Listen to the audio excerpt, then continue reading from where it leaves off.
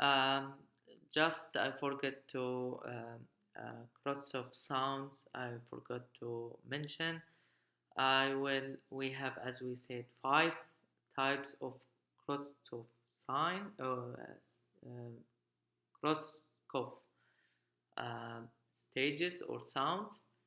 The first one, as we said, is appearing if the first sound is the systolic blood pressure, and the last sound is the first or the beginning of Korotkoff 5.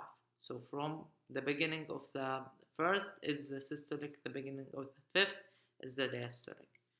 And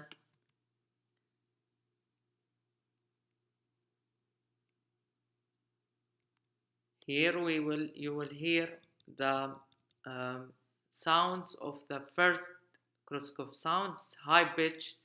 It means very large amplitude. Not, I don't mean by high pitch is the sound is very.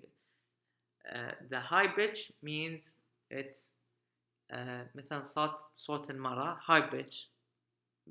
صوت الرجال حتى لو أعلى هو low pitch.